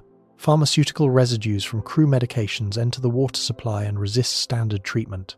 On Earth, these contaminants disperse into soil and water across continental scales, where dilution, ultraviolet breakdown, and microbial degradation reduce them below harmful thresholds. Inside a habitat, there is no dilution. Every contaminant stays in the loop. The system must either break down every compound completely or provide long-term storage for irreducible waste products. Neither solution is trivial. Complete breakdown requires energy and processing infrastructure. Long-term storage requires mass and volume that a spacecraft can ill afford. The carbon cycle presents its own closure challenge. Humans exhale carbon dioxide. Plants absorb carbon dioxide and build it into biomass. Humans eat the biomass and exhale carbon dioxide again. The cycle appears closed. But not all biomass is edible. Stems, roots, leaves, and husks accumulate as inedible plant waste. This material must be decomposed and its carbon returned to the atmosphere as carbon dioxide for the plants to use again. Composting accomplishes this, but composting consumes oxygen, produces heat, and generates trace gases including methane and nitrous oxide that must be managed. If inedible biomass accumulates faster than it decomposes, carbon is locked out of the cycle. Over years, the available carbon in the atmosphere declines. Plants receive less carbon dioxide, growth slows, oxygen production drops. The same spiral that destroyed Biosphere 2's atmosphere begins again, driven not by concrete but by a compost pile that fell behind schedule. Every loop in the habitat has this character. It works when balanced, it drifts when neglected, it fails when the drift exceeds the system's capacity to self-correct. And unlike Earth, the habitat has almost no capacity to self-correct. Earth's carbon cycle involves the atmosphere, the oceans, terrestrial vegetation, soil organic matter, and geological weathering. If one reservoir absorbs too much carbon, another releases it. The system oscillates around a set point, maintained by feedbacks operating across millions of square kilometers and thousands of years. A habitat's carbon cycle involves a few growth chambers, a composting unit, and an atmospheric volume measured in thousands of cubic meters. The feedbacks are immediate, the reservoirs are tiny, and the margin for error is essentially zero. What emerges from all of this is a picture of engineering that is not merely ambitious, but fundamentally different from anything humanity has attempted. Building a sealed habitat for long-duration human life is not like building a more advanced submarine or a more reliable space station. It is like building a living organism from mechanical parts.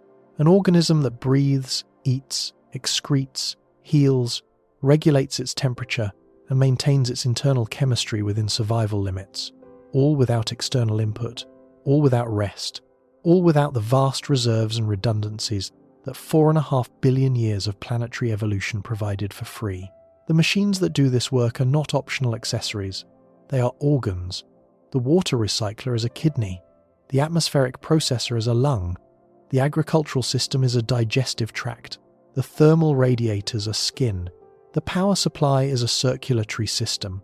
And like organs in a body, they cannot be removed, cannot be shut down for service without backup, and cannot fail without threatening the whole organism.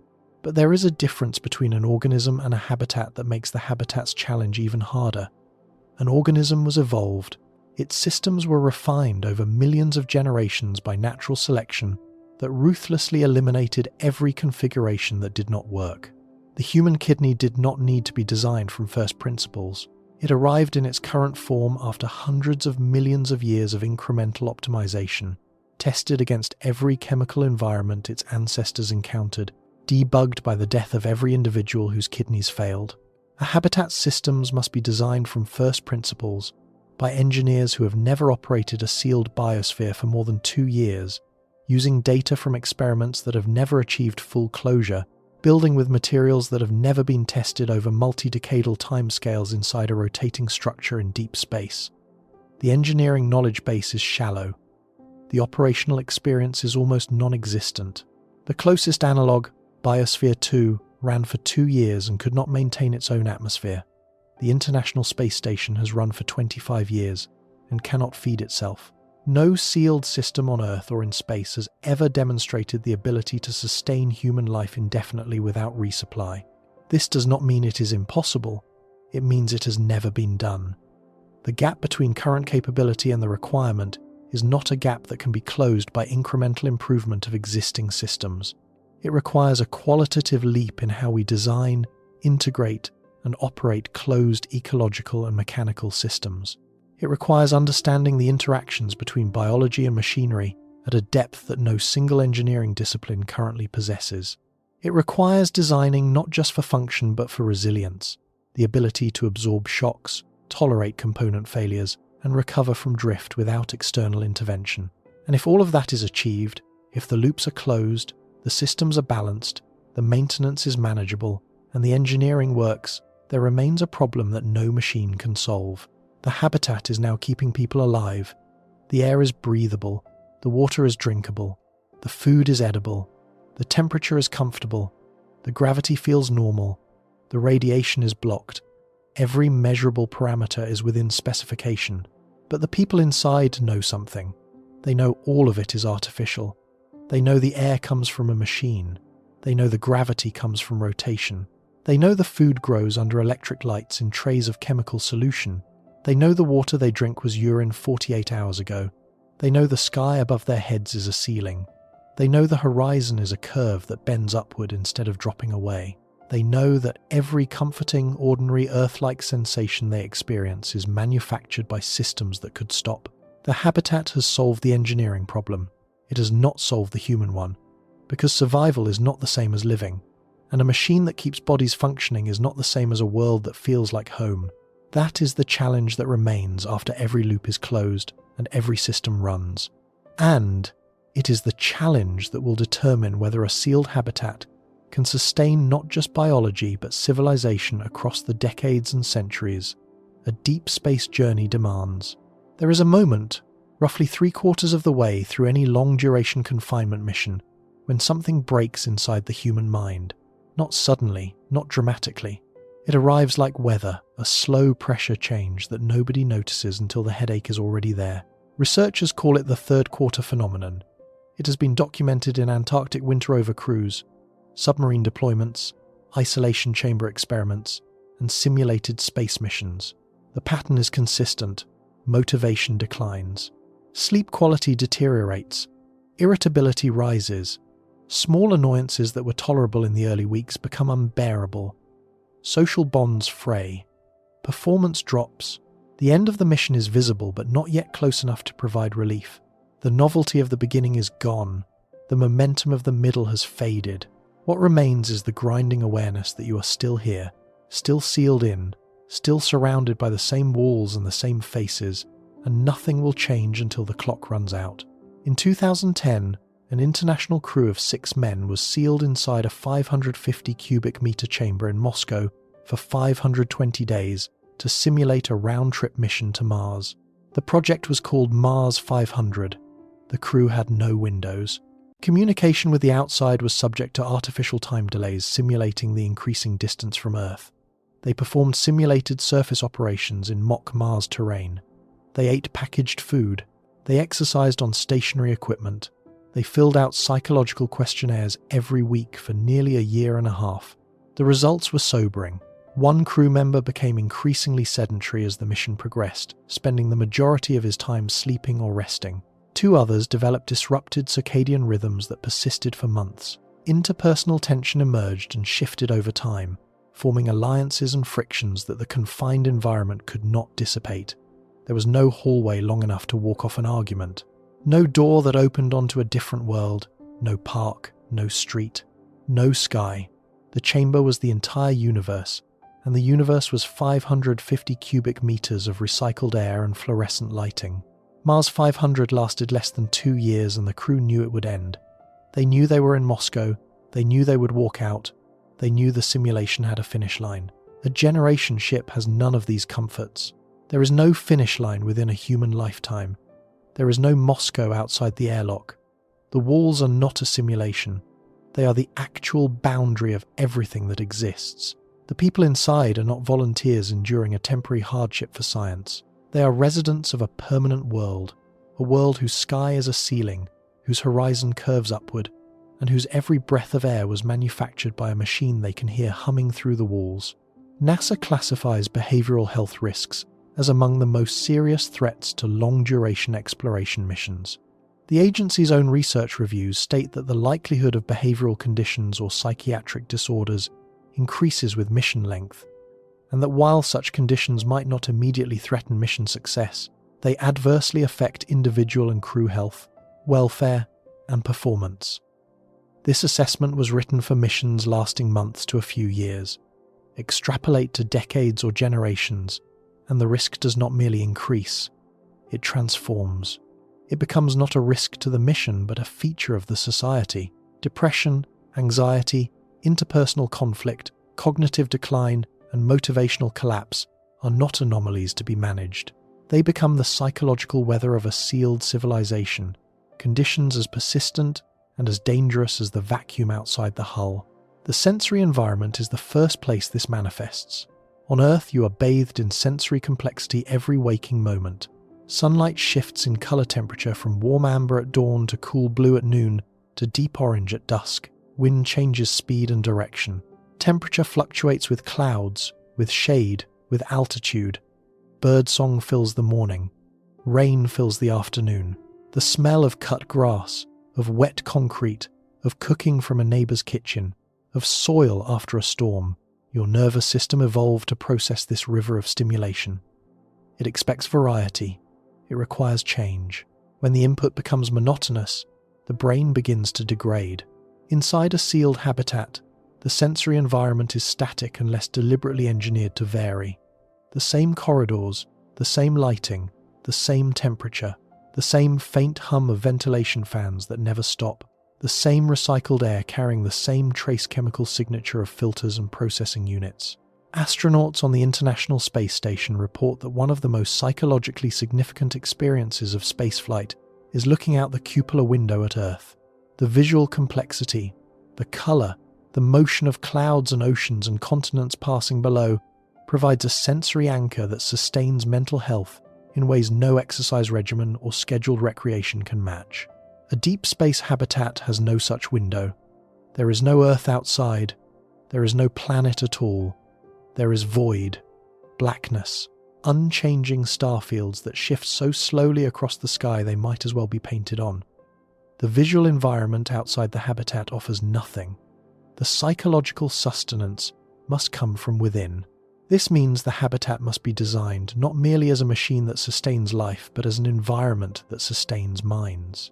The lighting must change across the day, mimicking the color temperature shifts of natural sunlight to maintain circadian rhythm and emotional affect. Green spaces must exist, not as agricultural modules, but as places where people can sit among living plants, hear water, smell soil, and experience something that feels like outdoors even though the sky above is a ceiling, and the rain, if there is rain, falls from sprinkler heads on a timer. Soundscapes must be varied.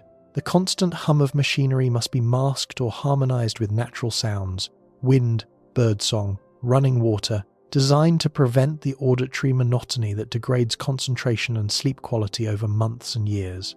These are not luxuries, they are life support. They are as critical to the long-term viability of a sealed community as the oxygen generators and the water recyclers. A habitat that provides breathable air but offers nothing to look at will produce a population that can breathe but cannot think clearly, cannot regulate emotion, cannot maintain the social bonds on which communal survival depends. The social architecture is equally critical and equally difficult to engineer. On Earth, if you argue with a colleague, you go home. If your neighbor irritates you, you avoid them. If your community becomes intolerable, you move to another town. The ability to physically distance yourself from conflict is so fundamental to human social functioning that we rarely recognize it as a need. We call it freedom. We call it personal space. We call it the right to be left alone. Inside a sealed habitat, this right does not exist in any physical sense. The population is fixed. The volume is finite. You cannot leave. You cannot distance yourself from anyone permanently. Every person you will ever interact with for the rest of your life is already on board. This creates interpersonal dynamics that no terrestrial community has ever faced at this intensity for this duration. Submarine crews endure confinement for months, but they return to open society. Antarctic winter-over teams are isolated for roughly 8 months, but resupply arrives and personnel rotate. Prison populations are confined, but guards come and go, contact with the outside exists, and the sentence ends. A generation ship offers none of these relief valves. The confinement is permanent. The social universe is closed. Every friendship, every rivalry, every romance, every grievance exists within the same sealed volume, and the emotional residue of every interaction accumulates in the same social atmosphere, the way carbon dioxide accumulates in the physical atmosphere. The habitat must therefore provide architectural solutions to social problems. Private spaces must exist where individuals can be genuinely alone. Spaces with doors that lock and walls thick enough to block sound. Communal spaces must be large enough and varied enough that forced proximity is not constant. The layout must allow movement, multiple routes between locations, so that two people who need distance from each other can navigate the habitat without repeated unwanted encounters. Gathering spaces of different sizes must accommodate different social needs, from intimate conversation to community meetings. None of this is standard spacecraft design. Spacecraft are designed to minimize volume because volume costs mass and mass costs fuel. Every cubic meter of habitable space on the International Space Station was justified in terms of functional necessity. Sleep stations are coffin-sized, work areas are shared, privacy is achieved by putting on headphones and facing the wall. This is tolerable for 6 months. It is not tolerable for a lifetime. A generation ship that designs for volumetric efficiency at the expense of social architecture will produce a psychologically damaged population within a single generation. But the social challenge extends beyond architecture into territory that no engineer can solve with floor plans.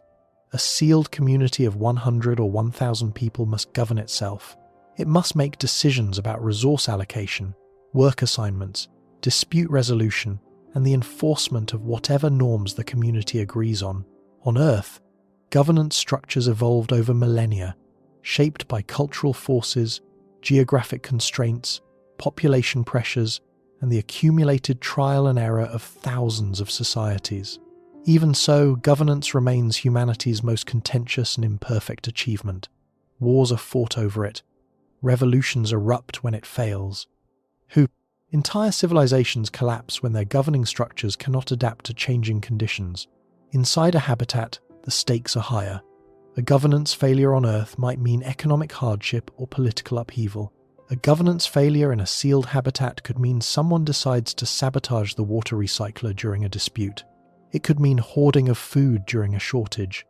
It could mean a faction seizing control of the atmospheric processes and using air supply as leverage. These scenarios sound extreme, but they are the natural consequences of placing absolute survival dependence inside a social structure with no external authority and no exit. The habitat needs not just a government, but a government robust enough to survive every social pressure that confinement, scarcity, and generational change can produce, without ever breaking down badly enough to threaten the physical systems, keeping everyone alive. Education is equally critical and equally constrained. The first generation aboard the habitat may consist of highly trained engineers, scientists, physicians, and agriculturalists. They carry the knowledge needed to operate and repair every system on the ship. But they will grow old, they will die. Their children must replace them, not merely as residents but as competent operators of every critical system. The habitat must therefore contain an educational infrastructure capable of transmitting specialized technical knowledge across generations without the support of universities, research institutions, professional communities, or the broader culture of inquiry that sustains expertise on Earth. This is harder than it sounds. On Earth, a water treatment engineer is trained over years in institutions that draw on centuries of accumulated knowledge, maintained by thousands of researchers, refined by professional networks spanning the globe. Inside a habitat, that knowledge must be preserved in documentation, in curriculum, in apprenticeship traditions, and in the culture of the community itself. If one generation fails to train the next in the principles of closed-loop atmospheric chemistry, the knowledge is lost. It does not exist in a library on another continent. It does not exist in an online course. It exists only in the heads of people who are aging and in the documents they leave behind. If the documents are inadequate, if the training is insufficient, if the next generation finds agricultural engineering less interesting than music or philosophy, and nobody compels them to learn it, then the habitat loses a capability it cannot recover, and the system that capability maintained begins to drift. The moment this risk becomes real is not abstract. It has a specific shape. It is the decade when the founding generation grows too old to climb into the access panels and the habitat-born generation must take over completely. The founders chose this life. They trained for it in institutions on Earth. They understood the systems because they helped design them, or studied under the people who did, or spent careers in fields that gave them intuition for how closed systems behave when stressed. When something broke in a way the documentation did not anticipate, they could reason from first principles. They could improvise. They carried in their heads not just procedures, but the engineering judgment behind those procedures. The understanding of why a valve is set to a particular flow rate, why a nutrient concentration matters at a particular threshold, why a backup system must be tested on a specific schedule even when nothing appears wrong. The second generation has none of that institutional depth. They learned the systems from manuals and apprenticeship inside the habitat. Their knowledge is real but narrower, more procedural, less grounded in the broad engineering culture that produced the original designs. They have never seen a different water recycling system. They have never debated alternative approaches in a conference room with peers from other programs. Their entire technical world is the habitat, and the habitat is the only reference point they have. When something breaks in a way no manual covers, they must solve it without the deep background the founders carried. And the third generation is further from the source still. Beyond the technical gap is an ethical one that no amount of training can bridge. The second generation inherits a burden they never agreed to carry. They did not volunteer. They did not sign a waiver. They were born into a world where their labour is required to keep the air flowing and the water clean, and they cannot refuse without endangering everyone around them, including themselves. If the founding generation spoke of the mission with pride and purpose, the children may adopt that pride or may resent it, depending on how their daily experience measures against the promise. If the founders were visibly anxious, the children absorb that anxiety as the baseline emotional temperature of their world. The psychological character of the habitat's culture is not set by policy or by charter. It is set during this transition, in the small moments when a 25-year-old born aboard the ship watches a 60-year-old founder struggle to explain why a particular system matters, and the young person either absorbs the lesson or files it away as another obligation imposed by a generation that chose a life their children never asked for. That emotional inheritance echoes forward through every generation that follows. The habitat's long-term survival depends not just on whether the knowledge transfers, but on whether the next generation cares enough to carry it.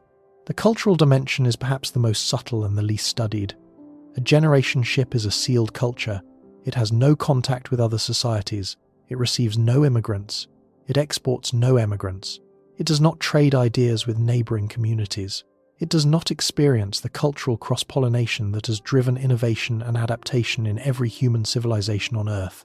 Over decades and centuries, the culture aboard the habitat will evolve in isolation. Language will shift. Social norms will change. Priorities will drift. The question is whether the culture can maintain enough institutional memory, enough technical literacy, enough collective discipline to keep the systems running across timescales that dwarf any political institution humanity has ever sustained. The Roman Empire lasted roughly 500 years. The habitat must last longer, and it must do so without the geographic buffer, the resource diversity, and the population resilience that even Rome enjoyed. But the deepest psychological challenge is not sensory monotony or social confinement, or even the burden of governance. It is the knowledge of total dependence. Every person aboard the habitat knows at some level of awareness that never fully switches off, that every condition sustaining their life is artificial. The air they breathe came from a machine. The gravity beneath their feet comes from rotation. The water they drink was processed from waste. The food they eat grew under electric lights in chemical solution. The temperature is held constant by radiators pointing into void. The radiation is blocked by shielding that could be breached by a micrometeorite the size of a grain of sand. Every sensation of normality, every feeling of safety, every moment of comfort is produced by engineering that can fail. On Earth, you do not think about the atmosphere. You do not lie awake wondering whether gravity will still be there in the morning. You do not monitor the oxygen percentage of the air before going to sleep. You do not calculate whether the water supply will last until the next resupply, because there is no next resupply. The planet provides. The planet has always provided. The planet's provision is so total, so ancient, so reliable that it does not register as a service at all. It registers as reality. The sky is blue, water flows downhill, the sun rises. Things fall when you drop them. These are not conditions. They are the world. Inside a habitat, they are conditions, every one of them. And the people living inside that habitat know it. They may not think about it every minute. They may go days or weeks without consciously registering the dependency. But the knowledge is there, embedded in the architecture, present in the hum of the ventilation system, visible in the curvature of the floor, audible in the alarms that occasionally test whether the atmospheric processes are responding correctly. The knowledge sits in the back of the mind like a weight that never lifts. You are alive because a machine is running. If the machine stops, you die. Not in a philosophical sense, not in a metaphorical sense. In an actual, physical, the air stops coming sense. This awareness has no terrestrial equivalent. The closest analogue might be the experience of a patient on a ventilator who is conscious enough to understand that the machine is breathing for them. But even that patient expects the dependence to be temporary. The habitat resident has no such expectation. The dependence is permanent. The machine will breathe for them for the rest of their life, and for their children's lives, and for their grandchildren's lives. The machine is not a temporary intervention, it is the world. Now consider a child born inside that world. Not a crew member who chose to board the ship, not a volunteer who signed a waiver and trained for years and understood the risks. A child, born in the habitat, raised in the habitat. A child who has never felt wind that was not generated by a ventilation fan. Who has never seen a horizon that dropped away toward a distant vanishing point, instead of curving upward and over and continuing above their head. Who has never stood under an open sky. Who has never experienced rain that fell from clouds instead of sprinkler heads. Who has never heard thunder. Who has never seen an animal that was not part of the agricultural system. Who has never felt soil that was not a carefully calibrated growing medium in a hydroponic tray. For that child, the habitat is not a substitute for Earth. It is not a compromise. It is not a ship carrying them toward a destination. It is Earth. The only Earth they will ever know. The curve of the floor is how floors work. The artificial lighting is how daylight works. The recycled air is how air smells. The view from the highest point in the habitat, looking across the interior of a rotating cylinder at the far side arching above them, is what the sky looks like. They have no memory of anything different, no nostalgia for open spaces they have never visited, no longing for blue skies they have never seen. Their normal is the habitat's normal. And in this fact lies both the hope and the heartbreak of generation ship design. The hope is that children raised inside a well-designed habitat may experience it as genuinely home. If the sensory environment is rich enough, if the green spaces are convincing enough, if the social world is healthy enough, the child may grow up feeling the same unconscious comfort that children on Earth feel when they walk outside. They may take the gravity for granted. They may never think about the atmospheric processes. They may experience the habitat not as a machine, but as a world, which is exactly what the habitat must become. The heartbreak is that this comfort depends entirely on the engineering working. If a child grows up hearing alarms, if a child grows up watching adults repair oxygen systems with visible anxiety, if a child grows up rationing water during a recycler malfunction, if a child grows up in a community frayed by the social pressures of permanent confinement, then the habitat is not home, it is a cage. And the child knows it is a cage, even if they have never seen the outside, because the stress and fragility of the world around them tells them so. The habitat cannot merely function, it must function quietly, reliably, invisibly enough that children do not grow up afraid of it.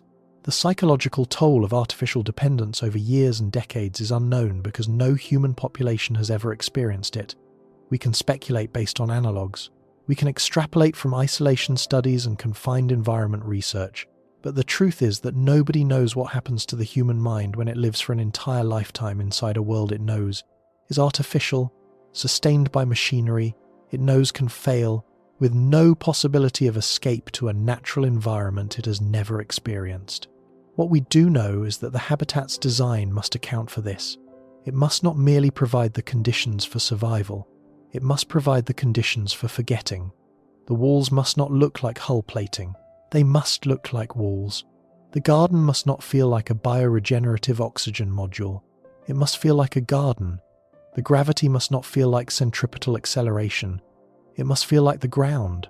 The lighting must not feel like an LED array calibrated to a photosynthetic action spectrum, it must feel like daylight. The water must not taste like recycled humidity condensate, it must taste like water. The habitat must become ordinary.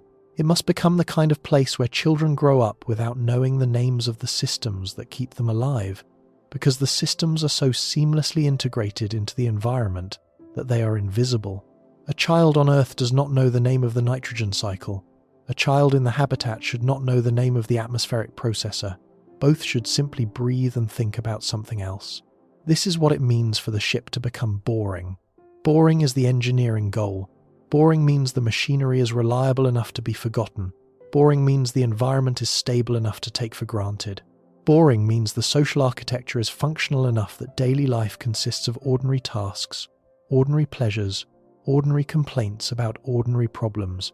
Not survival, not crisis management, not constant awareness of the thin membrane separating habitable space from lethal vacuum, just life.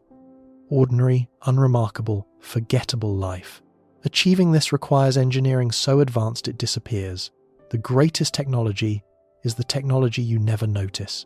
Your smartphone is a marvel of engineering. You use it to check the weather and scroll through photographs. The municipal water treatment plant serving your city is one of the most sophisticated chemical processing facilities in your region. You turn on the tap and think about coffee. The electrical grid powering your home is a continent-spanning network of generators, transformers, and distribution lines managed by thousands of technicians around the clock. You flip a switch and think about the lamp. The habitat must reach this level of invisible reliability, but under conditions far more demanding than any terrestrial infrastructure faces. It must operate without external resupply, without a labor force of thousands, without the redundancy of a continental-scale system. It must achieve the transparency of a modern city's infrastructure inside a sealed cylinder maintained by the same population it sustains. And it must do this not because transparency is a nice feature, but because without it, the population will break. Humans cannot live in permanent crisis. They cannot sustain awareness of existential threat without psychological damage. If every meal reminds you that the food grew under electric lights because there is no sun, if every glass of water reminds you that it was urine 2 days ago, if every footstep reminds you that the floor is curving because the cylinder is spinning, because there is no planet beneath you, then the habitat has failed as a home, even if it has succeeded as a machine. The ship must become the kind of place where people are bored, where they complain about the food being repetitive, not because the agricultural system is failing, but because they have the luxury of having preferences, where they argue about trivial things, not because social structure is collapsing, but because trivial arguments are the texture of normal communal life, where children play in the corridors and are scolded for running, not because the corridors are dangerous, but because running in corridors is what children do, and scolding them is what adults do. And the entire exchange is so perfectly, beautifully mundane that nobody involved gives a moment's thought to the fact that outside those corridor walls there is nothing.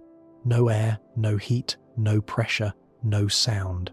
Nothing but radiation and void extending in every direction for light years. That mundanity is the product. That is what the habitat must manufacture. Not just oxygen and water and food and gravity. Normality. The feeling that the world is real. The feeling that the ground beneath you is ground. Not a floor bolted to the inside of a spinning drum. The feeling that tomorrow will be like today, not because monitoring systems confirm all parameters are nominal, but because that is simply how the world works. Earth produces this feeling effortlessly. The sun rises every morning because a planet rotates, and it has been rotating for 4.5 billion years, and it will continue rotating for billions more. The air is breathable because photosynthetic organisms have been replenishing it for over 2 billion years. The water is drinkable because hydrological and geological processes have been filtering it for longer than complex life has existed. The temperature is survivable because an atmosphere and an ocean have been buffering thermal extremes since the planet had liquid water. None of these systems require your confidence. None of them ask you to trust that they will continue. They simply continue. They are old in a way that makes human civilization look like a brief flash of static on an otherwise silent channel. A habitat has no such history. Every system in it was built within living memory. Every system in it could fail within living memory. The sense of permanence that Earth provides through sheer geological age must be manufactured inside the habitat through engineering reliability and psychological design. The habitat must feel ancient, even though it is new. It must feel inevitable even though it was built. It must feel like it has always been here even though everyone aboard knows exactly when it was constructed and by whom.